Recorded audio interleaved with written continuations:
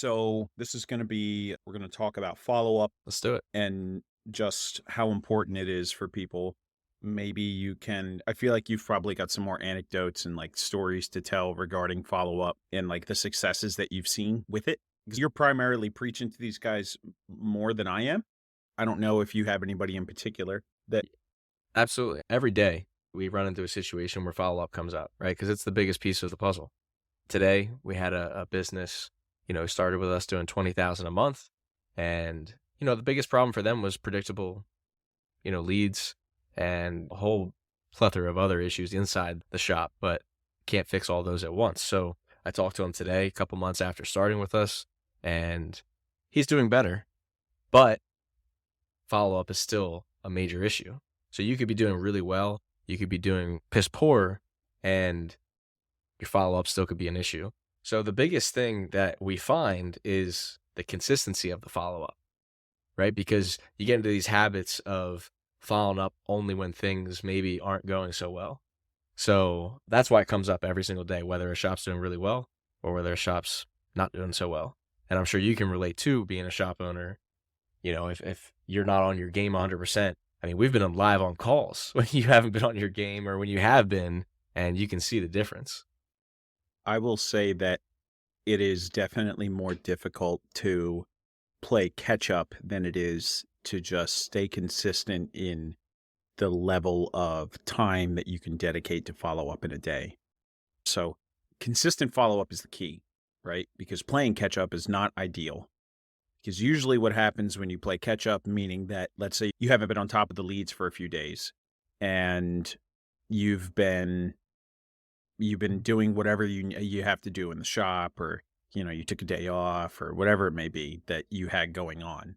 The problem with that is that you end up coming back and leads have moved on. They're not as hot as they were, because the longer a lead goes between being contacted, the harder it is to convert. Yep, 100%. Then they end up in our inbox and they're frustrated with their lack of conversion or lack of sales. People won't answer. They're not sure. I can't convert them, various reasons. But I will be honest and say that the days that I am on top of getting to leads quickly, and that when I have a solid game plan put together for following up with leads, and like I'm utilizing the features inside of a CRM that remind me to follow up, those are the weeks and streaks that I get where more jobs are converted. And I think a lot of people don't understand how important it is to utilize systems and tools that help you to follow up and to help you to make it easier, right? Because can you imagine if you were getting 200 leads a month and had to follow up with every single one of them by hand every day, right? That's, for a one-person sales force, it's not really possible. No, that'd be insane. No, you have to listen. You have to focus on, the leads that are hot, but at the same token, you've got to make sure that you have systems in place to catch some of those other leads as well. You're not going to close them all, right? That's for sure. But you definitely got to have systems in place, like you said. Yep, I agree with that 100%. The biggest and most obvious one is using a CRM. We obviously have our own CRM that we've put a ton of time and effort into called Grit Suite. And this particular CRM has the ability to follow up with leads that are inactive for X amount of days, or that have been moved into a certain stage in their pipeline timeline. The CRM even reminds you to follow up with them if you use the features inside of it. It'll remind you, like if you've got a lead that's 2 weeks old and you called them, you texted them, and you emailed them, and you got nothing, then you can set a reminder for yourself to hit them again in a week. Like, these systems and tools are there. They're in front of you. The problem is that I feel like the majority of these guys just, maybe they don't realize that it's there, or maybe they don't think that following up with a lead that's 2 weeks old is worth it. No, 100%. And I'm going to be probably unpopular opinion here, but the biggest reason I think a lot of people don't do it is because it keeps them honest, right? They know that, well, they don't know, but they don't want to be the problem, right, to their business not being successful. And honestly, that's really what it comes down to, right? These CRMs, they keep you honest. They are predictable, and that could be good or bad, right? If you can't, own your stuff, then it's bad. But if you're ready to take your business to the next level and you want to figure out exactly where in your pipeline you can grow, where you need to put your attention to, then that's great. But just know it's going to keep you honest. And I think I would agree that majority of the clients that we talk to don't want to hear that they're not doing their job. They don't want to hear that they're not being a good business operator, that they're not on top of their sales gig. But you know what? The businesses that have taken that criticism and fixed it, right? Even the smallest tweaks, I mean, they're massive growth, just massive growth. It's awesome. Absolutely. I will fully agree with that 100%. The key to this is that you're not just paying for marketing agency. Like, you're not just paying for agency services. You're paying for somebody to provide you with a roadmap to success, whether that roadmap be paved with leads that can be talked to or through efficiencies, right? And the bigger picture to that roadmap is somebody holding you accountable. And let me tell you, I've got plenty of clients. I mean, Tyler, you and I, we talk to these people every day. They don't want to be held accountable. They don't want to hear that their follow-up and their regimen is the problem. And then it creates the back and forth dynamic of, well, what about this? And what about that? And what about this? Well, the whole point of GritSuite is to be able to jump into the CRM for you as a client and see what your patterns are. Because if we can identify the pattern, we can identify the fix. But if you don't utilize the tool, then the data set is incomplete. Yeah, and a lot of times too, like, people are saying, hey, I need more leads. I need more leads. And 99% of the time, I feel like that's never the solution when someone's in that position. When they say I need more leads, it's typically somewhere within that system, right? Or in that pipeline of leads where the fix is actually, right? I mean, we see it time and time again where it's not more leads. It's you have one little tweak in your sales process, right? You're not following up fast enough. It could be a number of different things, but it's always something. And when people are utilizing the CRM, they succeed. When they don't, it's hit or miss. It's what's simple as that. Yep. And time and time again, we see that the shops that live and die by the CRM and the features it has are the ones that see success. They're the ones that are raking in an extra $30,000 a month. They're hiring new staff. They're putting out the effort.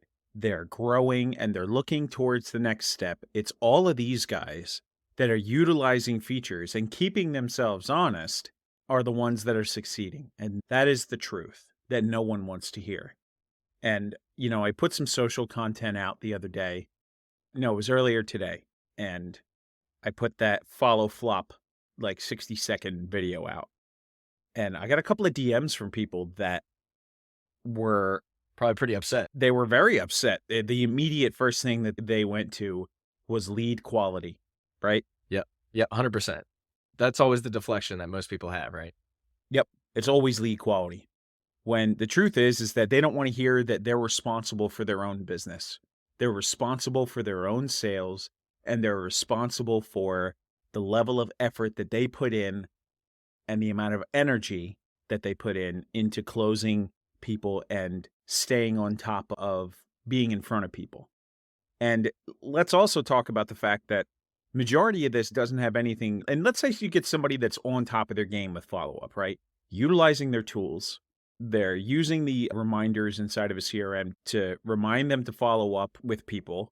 Because truthfully, if you use a CRM accordingly, you can put your entire sales process on complete autopilot and make it so easy a caveman could do it. Right? Yep. That Progressive, that commercial. The other side to that is that they're not utilizing the rest of the features, right? So they're not utilizing the automations. They're not utilizing text messages. They're not utilizing email. They're not trying anything outside of the normal. Sometimes you got to get different. You got to change your approach. And with these tools like GritSuite and other CRMs, the capabilities and possibilities you have for contacting people and delivering a message to people are damn near endless. I mean, they're there for a reason, right? The game's not simple anymore. And I mean, it's never been, right? But follow-up especially is not black and white. not in an industry too where these services aren't necessarily needed, right? Just to be blunt. So you have to get creative. You have to use your YouTube channel, right? So you got to get creative in your follow-up. And honestly, I think one of the biggest issues with follow-up is people try and be too perfect. They try and be too formal. Where we know, and we've tested this a lot, is being informal is typically best. Right now, again, catch up is a terrible spot to be in, but at the end of the day, none of us are perfect and we have to play catch up. So being informal and being like, hey, man, my bad, I didn't get back to you earlier. It's been crazy here. What do you say we get on a call and see if this makes sense for you still? Right? It's just something like that. Something super simple, like come down to, a normal person. Don't be so stiff and don't be so desperate. And I think, people will start to see much better results. I think the biggest epidemic that we've got on our hands here inside of this industry is that people live and die by their marketing agency. 100%. And they don't put enough effort into their own pillars, into their own cores, into their own structure. They build this insane over-reliance on their marketing agency in order for them to survive, when the truth is that, and this is probably going to make me a very unpopular individual, is that if you don't have the other pillars or cores of your business built, what are you going to do when you get a dip in the market? Like, what have you been doing with the extra time that you have? If you're a business owner and you got guys in the shop working, what else are you doing all day? Right. Listen, if you're not following up with leads and you're not booking sales, then what are you doing? What content have you developed? What else have you done to be able to put yourself in a better position today than you were yesterday? And that's one of the most frustrating parts for me, is that guys live and die by the agency that they work with. And don't get me wrong, the agency is very important, but the bigger issue is that most of these guys don't quite understand the level of everything required for success. Right. Listen, at the end of the day, unfortunately, and you can look at all the statistics out there in small businesses, not many make it, right? So it's no different in the detailing industry.